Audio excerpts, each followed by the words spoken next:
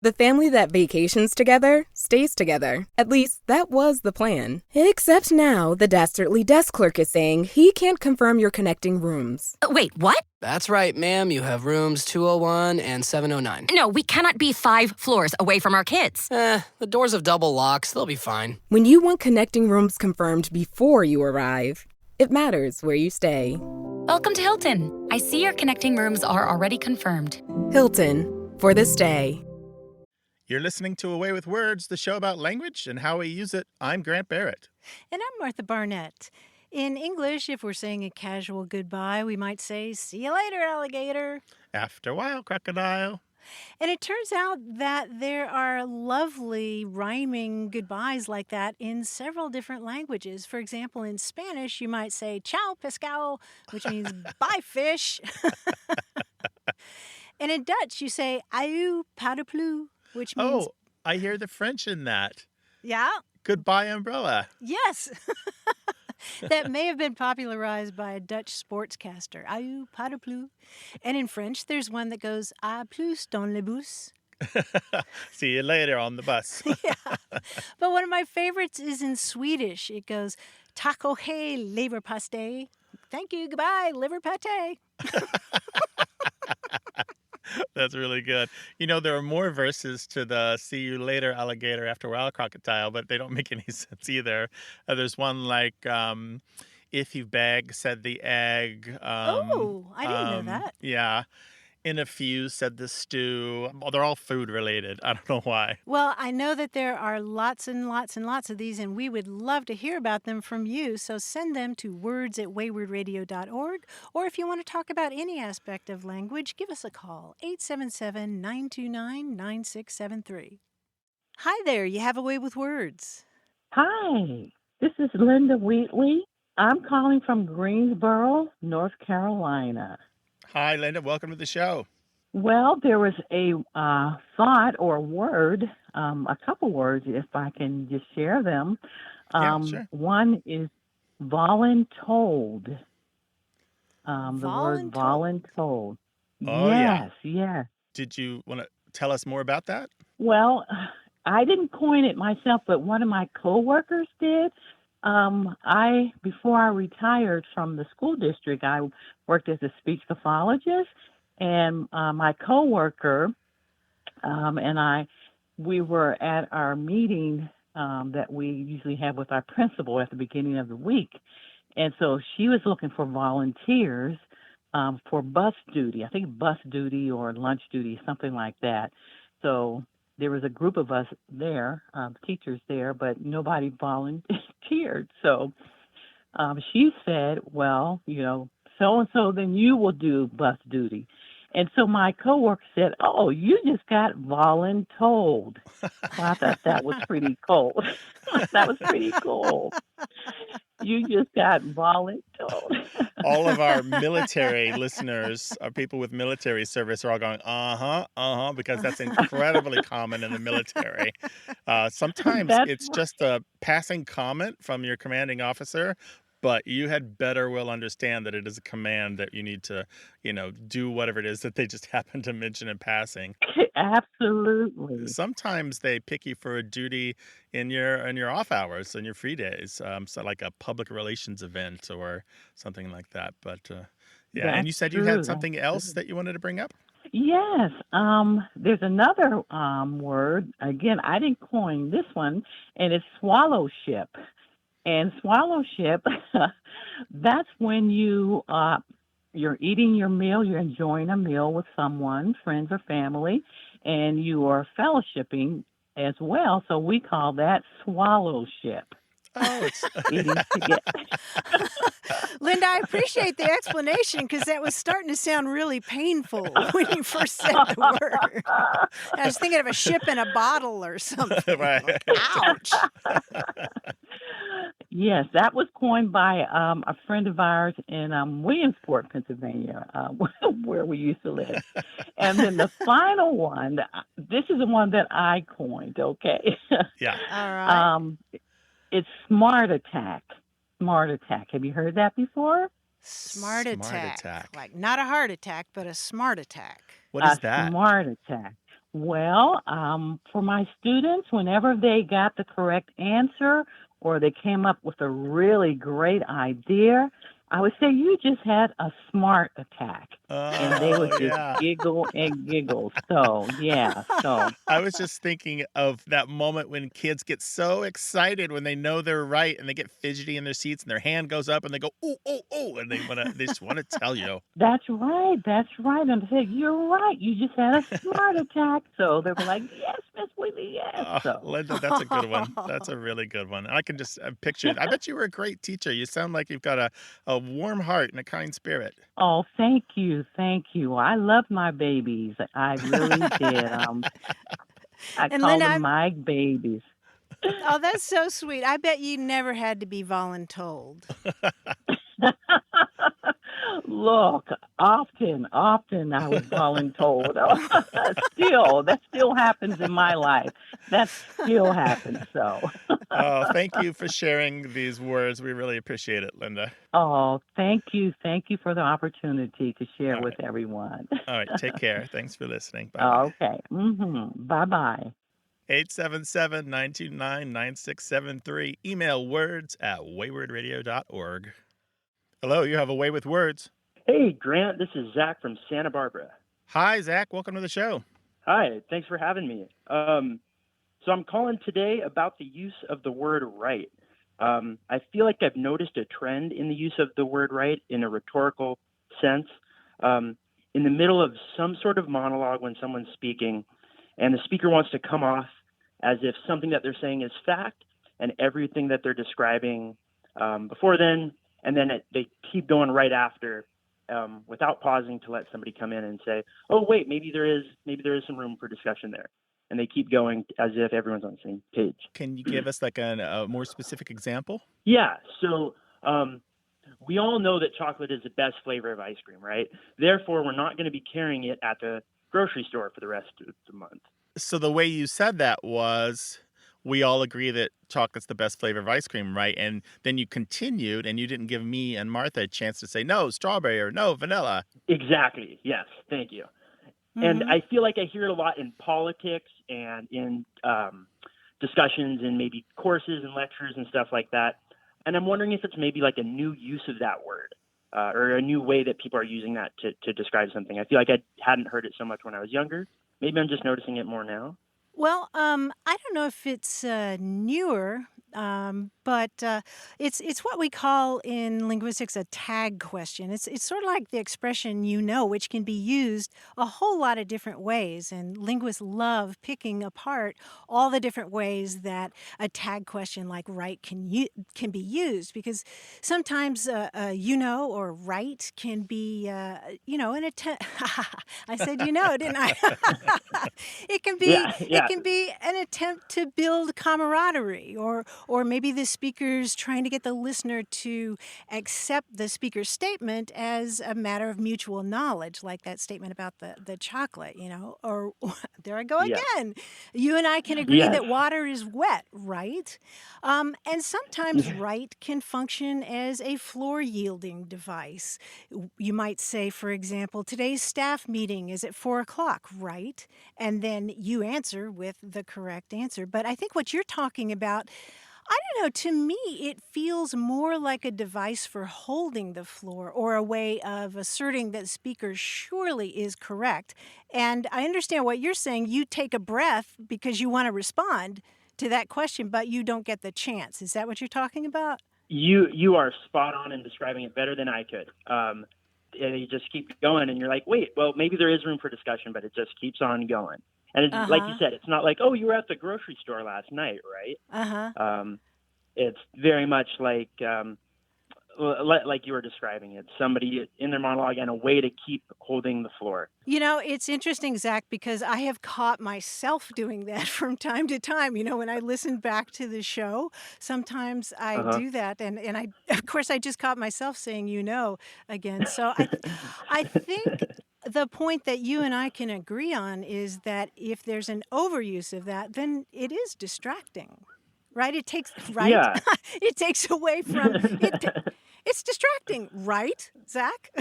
Yeah, yes, yes. If you had to Mhm. say that your opinion or whatever it is right, then I'm like, wait, well, I feel like if your opinion's right, then you might not even have to say that.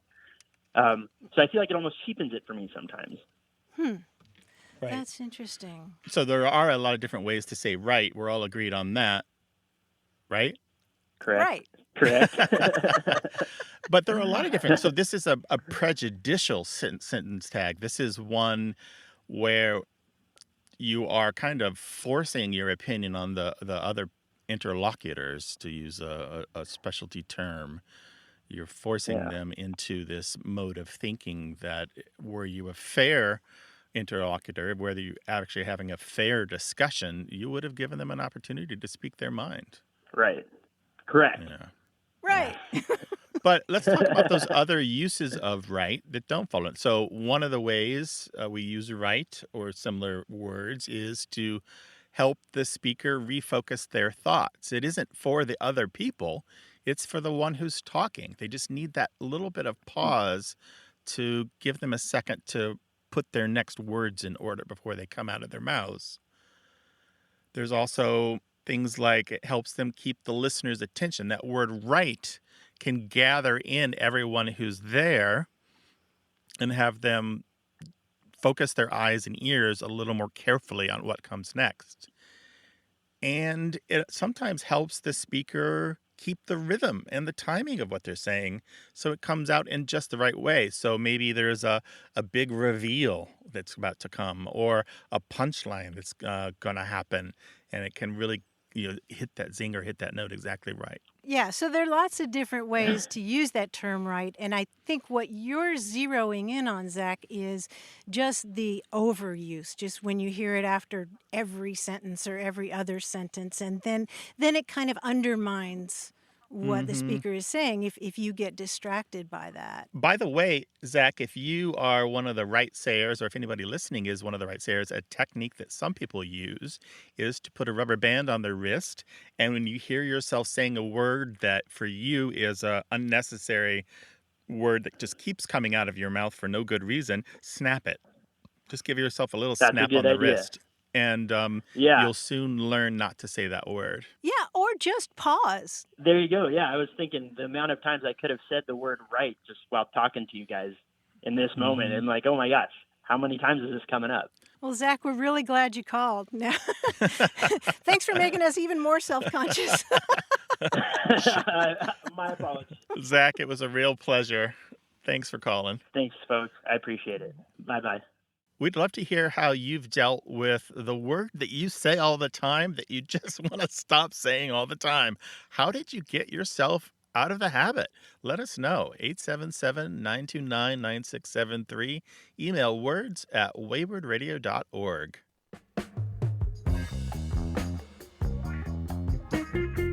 This show's about language examined through family, history, and culture. Stick around for more of A Way with Words.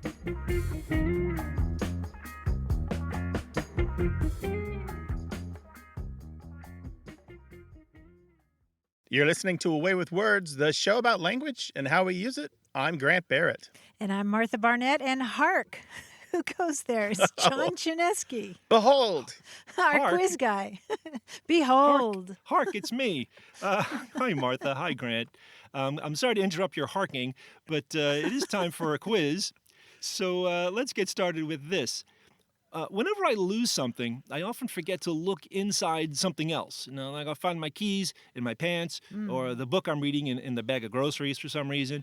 It'd be a lot easier if the name of the thing I was looking for was inside the name of the thing that it's in. For example, if there's something you need to scratch, in what room of the house would you find it? Oh. Oh. Does it have an itch in it? Yeah, that's right. It's got an itch in it. Which room of the house has an itch in it? That would be the kitchen. The kitchen, yes. Kitchen contains itch. Nice. So you get the premise of this one. Here we go. I see. Let's look for a few other items. So your high school has a baseball game coming up, and you say you've lost one of your officials? Well, why not look to the marching band? I'll bet you'll find him hiding in one of the instruments. In the trumpet?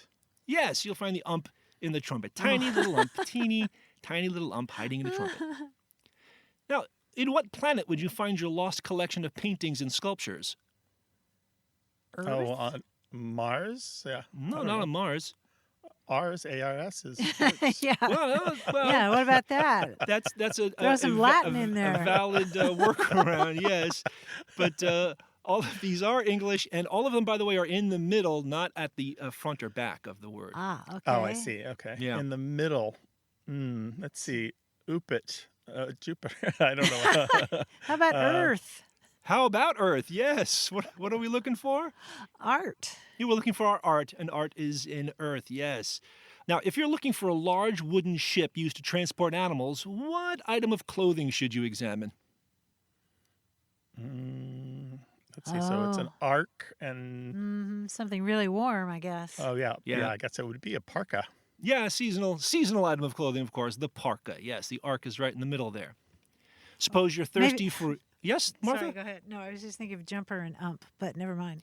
Oh, your ump could be hiding in a jumper. You never know.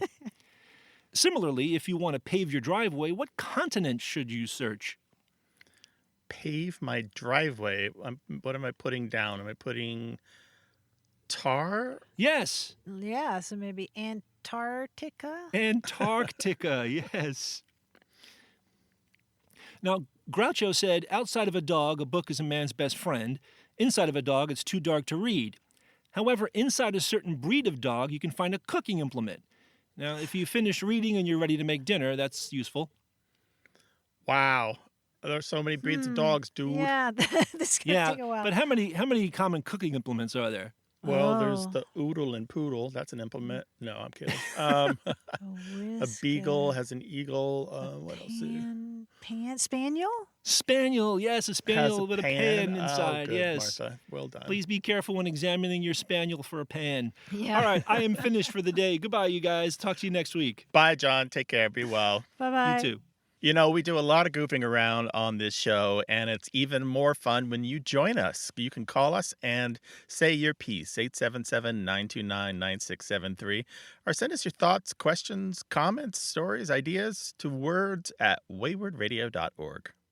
Hello, you have a way with words. Hi, it's Kathy Donnelly. I'm calling from the bucolic town of Beaumont, Pennsylvania, which is kind of near Wilkes-Barre. Hiya, Kathy. How are you?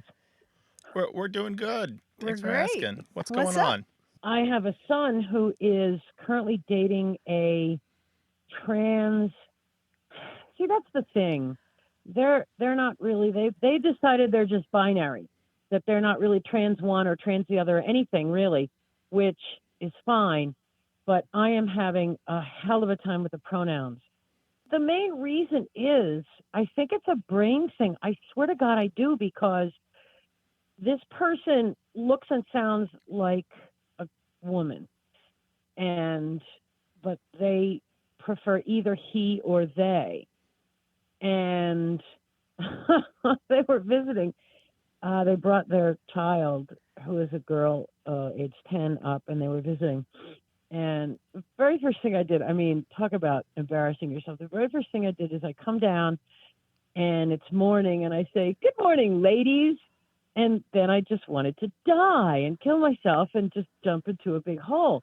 And you apologize and you say, "I'm sorry, I didn't mean that," blah, blah, blah. But, they don't forget. It's in there now. And it's like, why am I having such a hard time with this particular aspect of language? It's like my brain just won't do it. And I ascribe that to being old, but I'm not sure that's what it is. It's making me crazy. I teach college, and I have students that identify as trans. They look and sound more like what they're transitioning into. Do you know what I'm saying? Mm-hmm. So it's not as hard. The thing that they tell you is, if you meet somebody and they say, "My name is Robert, but I like to be called Bob," you're not going to call them Robert. You're going to call them Bob, because that's what they like to be called. Exactly. So why can't you call this person what they like to be called? And it's just like, I am trying so hard. Nobody has better intentions than me, but you know what the nuns used to say? The road to hell is paved with good intentions. So, Kathy, I don't know how to switch that switch in my brain or whatever. I think we can help you a little bit here. Martha, don't you Excellent. think that Kathy's starting from a good position? I think you're starting from a fantastic position. I'm curious how your son and his sweetie reacted. Oh, they know very much that I am an ally and that I will do everything I can to support whatever they want to do. So they're just like, yeah, you're old, we get it. But it's like, I want to do this right. I really want to do this right. And I am having a hell of a time. Well, talking about No? communicating, it seems to me that you're really communicating your good intentions in a big, big way. I mean, this is new to so many people, and it takes practice, just like learning another language would take practice. But I think, as Grant said, I mean, you're way out in front with communicating your intentions, and I think that that's such a huge part of this because ideally, language should be about connecting people. And I think if you look at it from their perspective, I mean, if somebody tells you But their see, pronouns. That's what kills me. The language part, the connecting part, it feels like I'm not doing my part. It feels like I'm not, reaching out to the double yellow line. They have to because they live in this society. I want credit for reaching out to the double yellow line, but I can't get that until I get the damn pronouns right. I think you get credit for I for do too. trying. You get credit for trying and trying, and You get a ribbon. Your love and affection will Okay, show great. through as you keep trying and trying. And the conflict here is that you worry about being seen as a bad person rather than as someone who just made a mistake. And there's a very big difference between those two things. It's not a bad person. It's just somebody that doesn't think enough or doesn't care enough, Well, But it I sounds want to like you be care seen a as- lot. I'm hearing love. I'm hearing affection. I'm hearing how distraught you are shows that love and Yeah. affection. Look, if you want a linguistic explanation, what you're having to do here is add into this list of pronouns that you learned vicariously. You absorbed your understanding of English language pronouns without really having to think about it from the people around you as a child before you ever went into school. And they're in your brain in a deep way. And now you're consciously having to add this new pronoun paradigm into that kind of deep understanding of pronouns that you've never had to really articulate. And that's the conflict happening here, is that you're having to put an intellectual understanding of a new pronoun paradigm on top of kind of a intuitive, emotional understanding of pronouns. Yeah, and that's work for you, Kathy. But I'm also thinking about the other person because they've been dealing with this very problem a whole lot longer than other people. I'm thinking from the perspective of a gay person. I mean, for example, you never come out just once and have it done with. Your whole life is a process of coming out again and again and again and again, whether you're at the doctor's office or you meet somebody new. And it can be exhausting. And I cannot tell you how grateful one can be when somebody makes that effort, reaches out to you toward that double yellow line. I think you're doing a fantastic job. I understand the frustration. But I think you'll get there. The other thing is just exposure. I mean, I would recommend, if you haven't seen it, the Netflix special called Disclosure. You might think of it as an all-trans companion piece to the movie The Celluloid Closet, which was about on-screen depictions of gay people through the years. And this one is about on-screen depictions of trans people through the years. And I think just exposure is really, really helpful that way. So the video is called Disclosure, and I would highly recommend it. Immediately. I'm going to immediately go do that right now. Cool. All right, Kathy, keep Thanks. us updated. Let us know how it's going, all right? All right, will do. Thanks, you guys. All right, take care. Be well. Go get them. Bye-bye. You too. Bye-bye. 877-929-9673.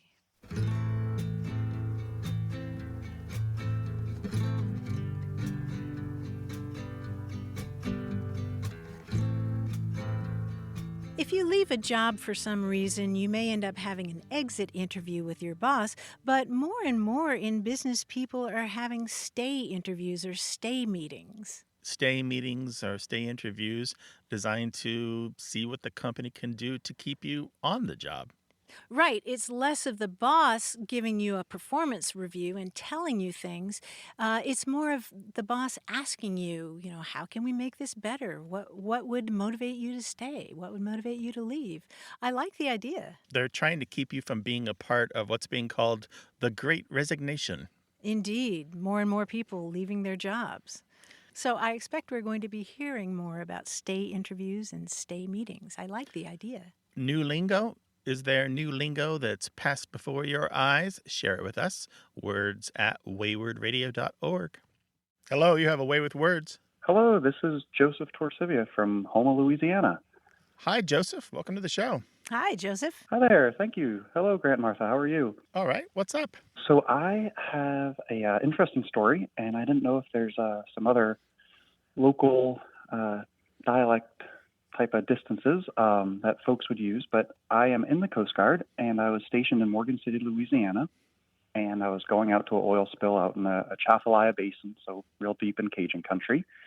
And when we showed up at the boat launch, we didn't know how to get out to where the oil spill was, and a local craw fisherman gave us a unit of measurement that I'd never heard before. He told us to go down the bayou about 4 eyesights, and when we finally got him to explain what that was, it was, as far as you could see, and that was one turn of the bayou, and then that was one, and then you go to the second, and so on and so forth. Oh, wow. That's once he explains it, it makes sense, right? It does, especially for somewhere down there where, it's real windy and there's not a lot of landmarks, and it was 2011, so GPS was still not really a thing quite yet.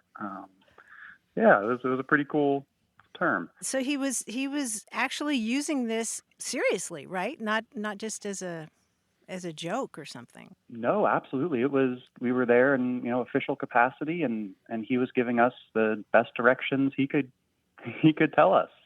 Oh, how nice is that? Just nice to hear those terms in the wild, Martha. Yeah, that's wonderful. And Joseph, it reminds me of a call that we had, years and years ago, maybe 8 or 9 years ago, from a guy named Brian who was running across the United States. He would go off and run across, Vermont, or go off and run across Utah. And he called us to say that when he was in West Virginia, he was asking directions. And one of the people there said, well, to get to where you're wanting to go here, you want to go 6 farsees away.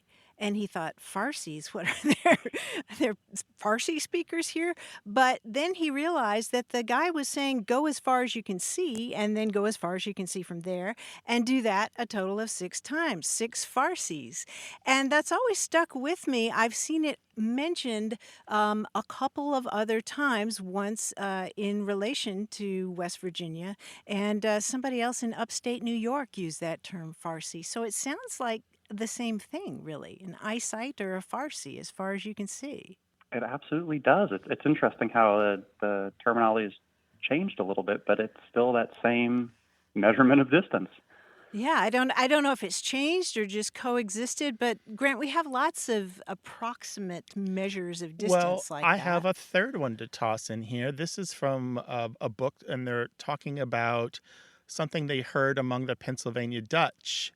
And in answer to a question about a route to take, they heard back, go 2 farsights, turn right, 1 go down, cross to a tree, and a right smart piece beyond. Those were the directions.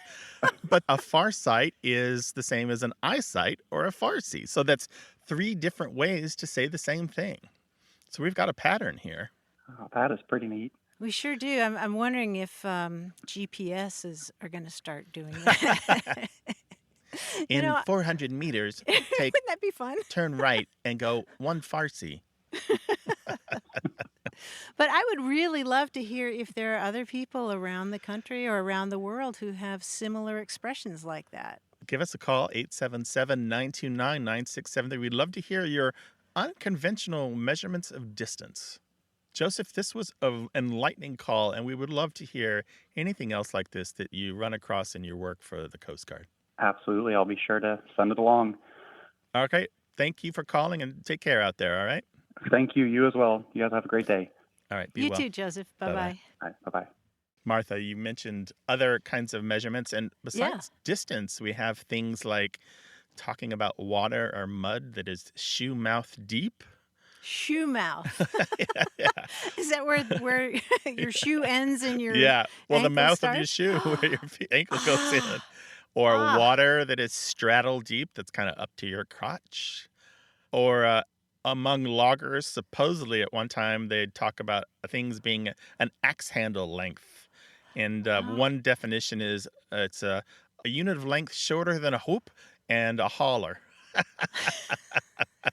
Axe handle length. It's interesting how many times we use parts of the body to measure things. Like I'm thinking about the word fathom, which was originally the distance of a man's outstretched arms, and that's why we have the expression, I can't fathom that. I can't get my arms around it. But a fathom was usually about 6 feet.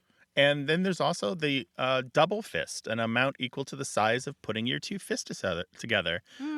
You might have in mining, a double fist-sized piece of coal is known as a cobble, which is interesting. Yeah. There you go. And then galpen, the term that means the amount that you can hold in two hands.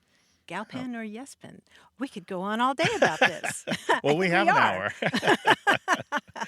We'd love to hear your unconventional measurements, 877-929-9673. Email words@waywardradio.org or talk to us on Twitter at WAYWORD.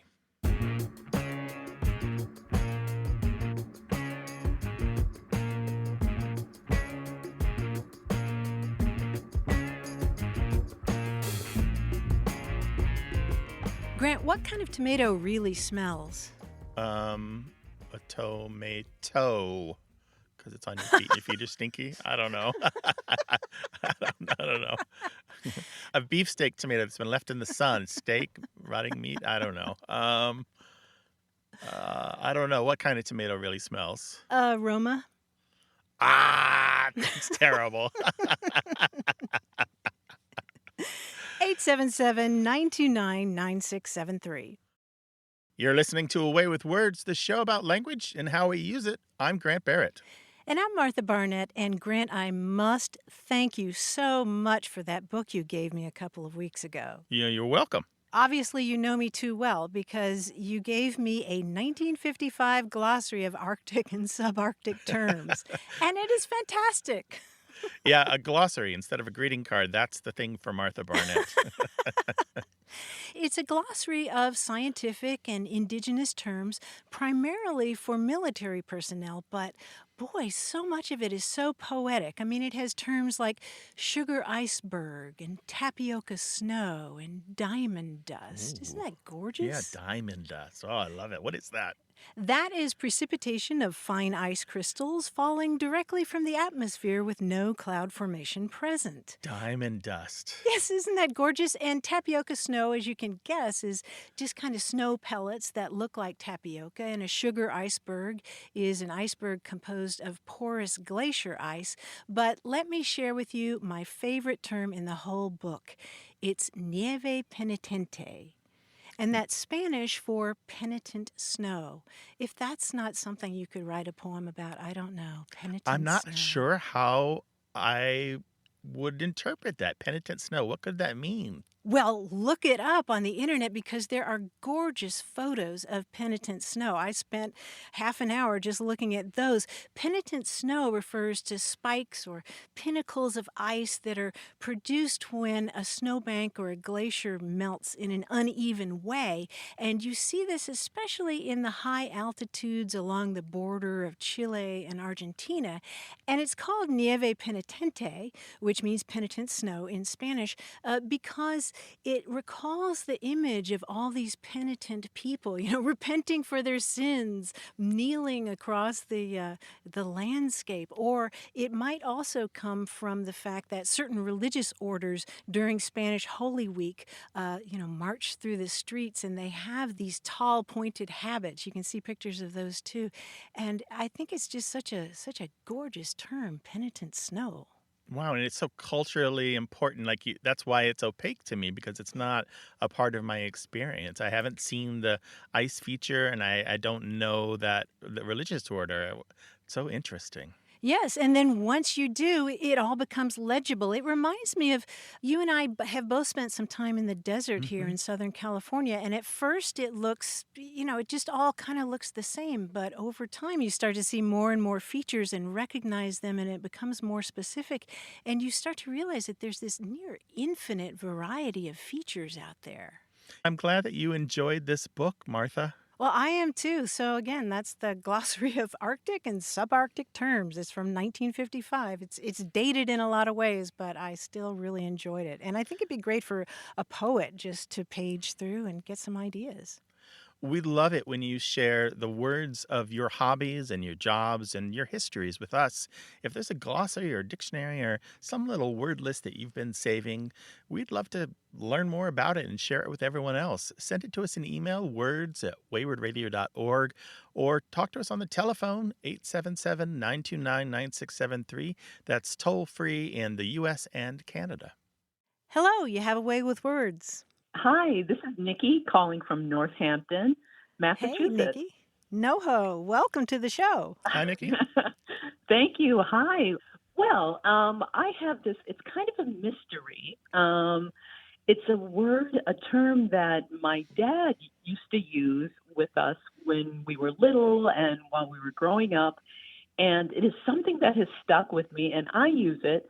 And I use it, and my wife uses it, and she's from Israel, and now our twin uses it as well.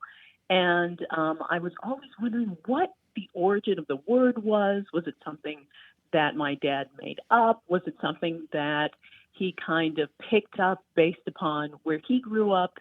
He was an African-American man, and he grew up in Indiana. And he grew up surrounded by working-class African-Americans, but also working-class Eastern Europeans, immigrants. So I was kind of wondering what this word, which is kind of a strange-sounding word, just what its origins were. This is quite a buildup. I can't wait to hear what the word is. That makes two of us. The word is do funny. Do funny. How do you spell do funny? I think it's just kind of it's D-O and then F-U-N-N-Y. And I think that's how he spelled it, or that, that's what he said. Yeah. Did he use it as a noun or a verb, or how would he use it? A do funny was just kind of a person with unusual ways. It was like someone with maybe odd ways. It was kind of the cherry on the top of oddness. So if he was going to use it, he was going to say, well, gosh, that person is, do funny. And I mean, I've used it, and I've said it about people who, have done something that is kind of odd, kind of weird, not horrible, but just a little strange. So I'd say, the do funny's down the street, or this or that. So as far back as the 1850s, do funny, both with the single O spelling, D-O-F-U-N-N-Y, and with the double O spelling, D-O-O-F-U-N-N-Y, was used as a funny last name for characters in satire, whether it was in the newspapers or on stage. Oh, wow. This keeps happening again and again. And by the 1970s, it's used as what is sometimes known as indefinite specifics, words like doohickey or thingamajig or whatchamacallit. So these are words, hand me that do funny, or give me the do funny, It's usually situations where it's clear what you mean, but you can't think of the true name right at the moment. this whole time from the 1850s forward, it continues to be used as a funny name. Like there's one work of fiction where a daughter uses it to refer to her father. She calls him Old Do Funny in a humorous but kind of confrontational way. There was a newspaper columnist by the name of Peter Finley Dunn who wrote under the pen name of Mr. Dooley, pretending to be an Irish barman in Chicago newspapers. And he wrote this kind of Chicagoese dialect column, and he often used the name Do Funny. He used it as a placeholder last name. You know, again, kind of like using thingamajig or doohickey. He used Do Funny. You know, oh, Mr. Do Funny over here, because he couldn't remember the name or he didn't want to print it. But the real key here, Nikki, and tell me if this rings a bell, there was a play called The Do Funny Family that was performed around the country from the 1920s going forward. And even through the 20s and 30s and 40s, well into the 70s and 80s, you can still find it mentioned in, you know, the entertainment sections of newspapers as being performed, like usually small town theater, you know, like something put on by the school or the PTA or the old folks home, that sort of thing.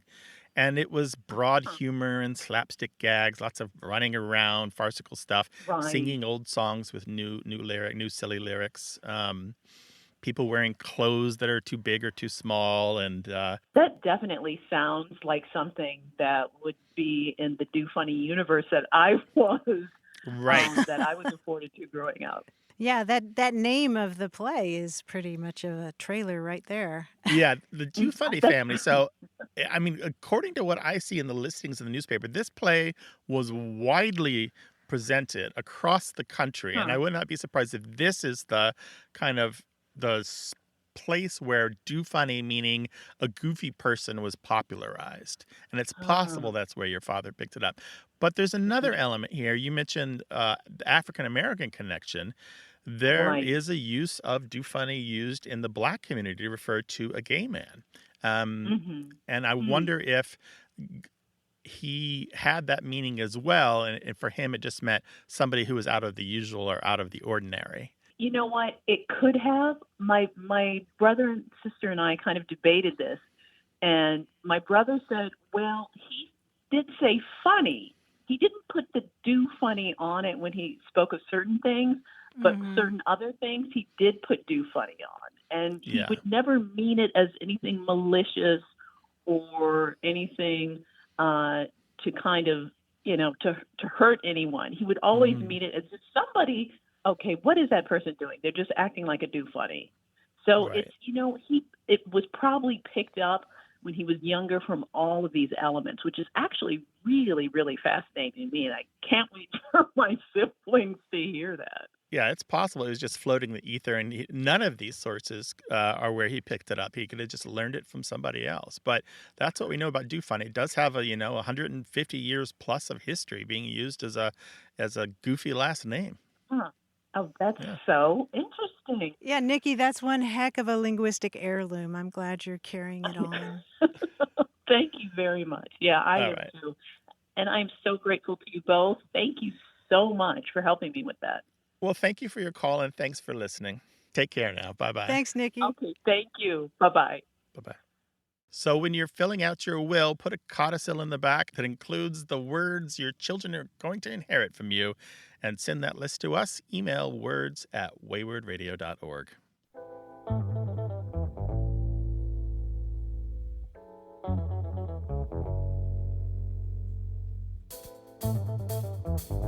We had a conversation a while back about the pronunciation of that fruit that some people call apricot and some people call apricot.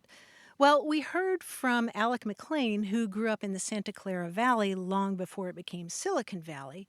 And Alec says there are lots of orchards there. And Alec maintains that the proper pronunciation of this fruit is cot. Oh, of course. Alex says all the kids in town had summer jobs cutting cots, that is, slicing and pitting them to be dried. And he goes on to say, occasionally, if you were talking about the trees or the orchards, you would hear the whole word. But if you heard it with a short A, you knew you were listening to somebody who wasn't originally from around there.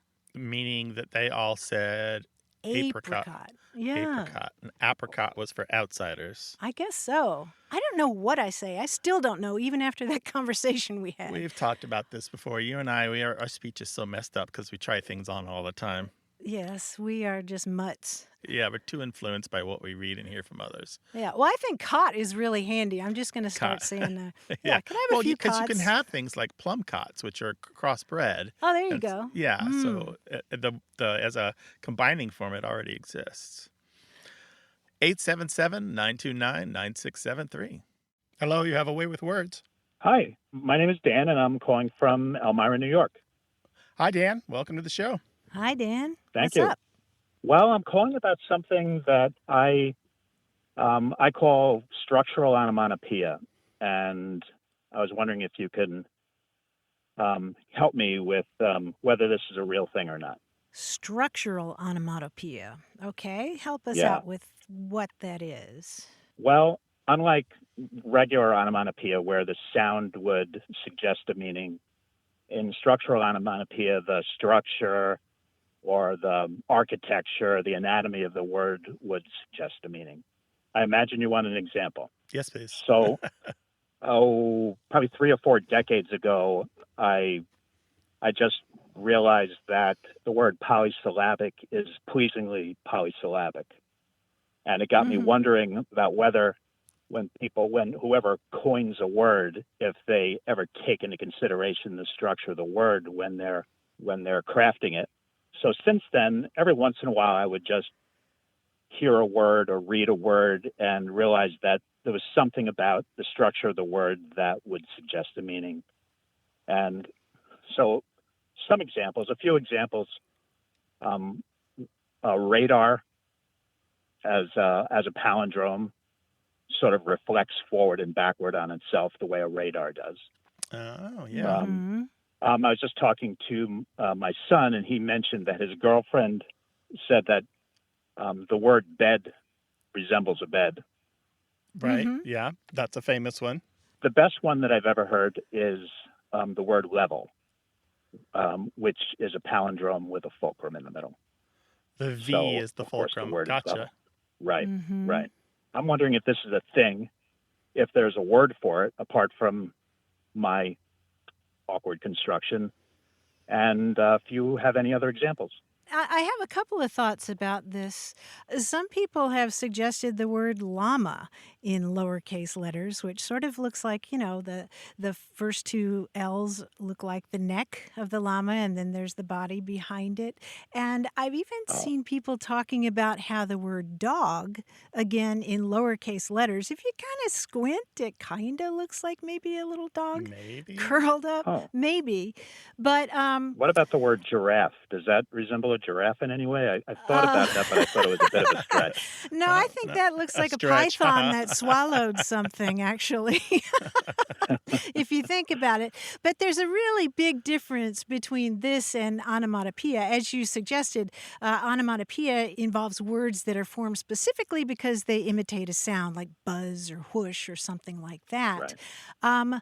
But what we're talking about is words that are already in existence that just happen to have a resemblance to this or that. But it's kind of in the eye of the beholder. So I think the word for what you're talking about is just coincidence. Well, in a couple of the wordplay books, some people have called it logological, but I don't know that term is actually stuck. Just like polysyllabic being a polysyllabic word is known as autological, or sibilant is sounding sibilant, or terse being terse. Those are all autological words. Words like bed or level or radar, because where the structure, that is the structure of the letters themselves, their physical form kind of seems like the word itself, those might be called logological. So just to surmise, it's not really a thing apart from being a game. Right. I can't think of a way that a word has been formed because of what it looks like. Dan, our listeners include tons of people who love wordplay and puzzles. I am sure that we're going to get a lot of contributions towards this and maybe some ideas on what to call it. So stay tuned. I certainly will. Thank you very much. Thank you for bringing this bit of wordplay to our attention. My pleasure. All right. Bye-bye. Take care. Thanks, Dan. Bye-bye. Do you know any more words like the ones that Dan came up with where the form of the word itself looks like the thing that the word refers to? Like radar or level or bed? Let us know. 877-929-9673. Email words@waywardradio.org or go to Twitter at WAYWORD.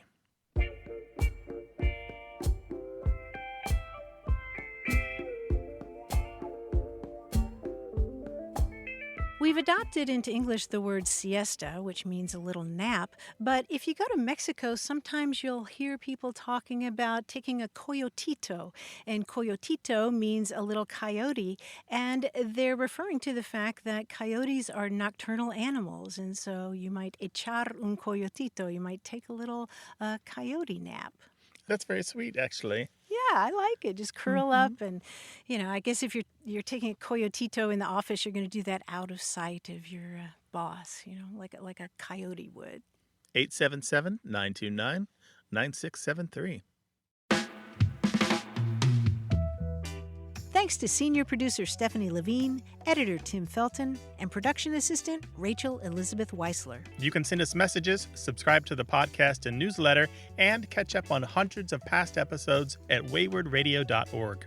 Our toll-free line is always open in the U.S. and Canada, 877-929-9673, or email us words@waywardradio.org. A Way with Words is an independent production of Wayward, Inc., a nonprofit supported by listeners and organizations who are changing the way the world talks about language. Many thanks to Wayward board member and our friend Bruce Rogo for his help and expertise. Thanks for listening. I'm Grant Barrett. And I'm Martha Barnett. Until next time, goodbye. Bye-bye.